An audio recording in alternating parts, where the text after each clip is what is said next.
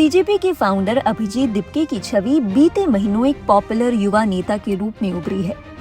चंद महीनों में वो देश भर में फेमस हो गए, उनके विचारों को तवज्जो दी जाने लगी।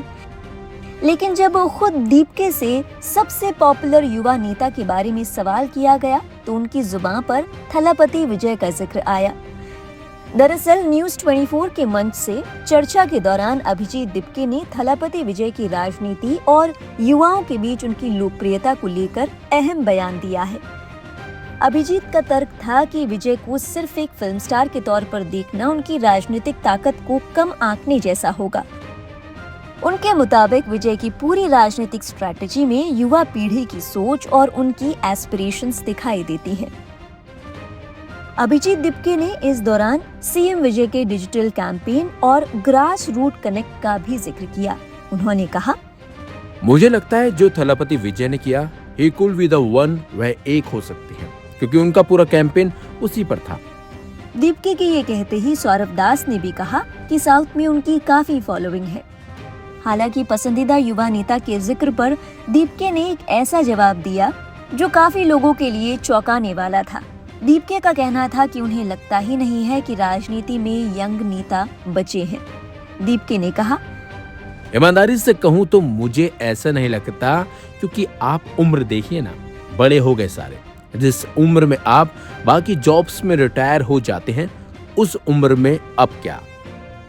फिर उनसे सवाल किया गया कि देश में उनके फेवरेट चीफ मिनिस्टर कौन है। देश में अब तक के चीफ मिनिस्टर्स में आपके पसंदीदा कौन है। इस पर दीपके ने जो जवाब दिया वो काफी चर्चाओं में बना हुआ है। अपने जवाब में दीपके ने कई नेताओं का नाम लिया और उसमें पूर्व सीएम अरविंद केजरीवाल एक थे। दीपके ने कहा, ऐसे तो कई सारे हैं। फिर एमके स्टालिन, उन्होंने इकोनॉमी काफी अच्छी की थी, एक वह हो गए। पिनराई विजयन ने केरल में education model, health care model काफी अच्छा किया था। दिल्ली में अरविंद केजरीवाल जी ने भी काफी अच्छा काम किया था। स्कूल और हेल्थ केयर का तो कई सारे। मैं ईमानदारी से कहूंगा कि अच्छा किया है तो किया है। खैर, इस इंटरव्यू के दौरान दीपके के जिस बयान की चर्चा सबसे ज्यादा है वो सीएम अरविंद केजरीवाल की नहीं है बल्कि सीएम थलापति विजय की है। इसका एक और कारण माना जा रहा है और वो ये कि कुछ ही दिनों पहले सीएम विजय की पार्टी टीवीके की ओर से छात्रों और युवाओं को सीजेपी के आंदोलन में शामिल न होने के निर्देश जारी किए थे। दरअसल 17 अगस्त को तमिलनाडु के कॉलेजिएट एजुकेशन निदेशालय की तरफ से सरकारी आर्ट्स और साइंस कॉलेज के प्रिंसिपल्स को एक बेहद जरूरी निर्देश जारी किया था।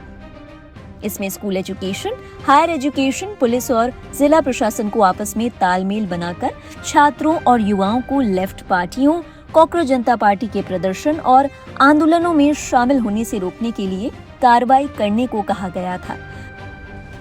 कॉलेज से ये भी कहा गया था कि छात्रों को इन प्रदर्शनों में जाने से रोकने के लिए कार्रवाई की जाए और उसकी जानकारी अधिकारियों को भेजी जाए। यानी सरकार ने सिर्फ अपील नहीं की बल्कि अलग अलग विभागों को मिलकर कार्रवाई करने के निर्देश दिए थे।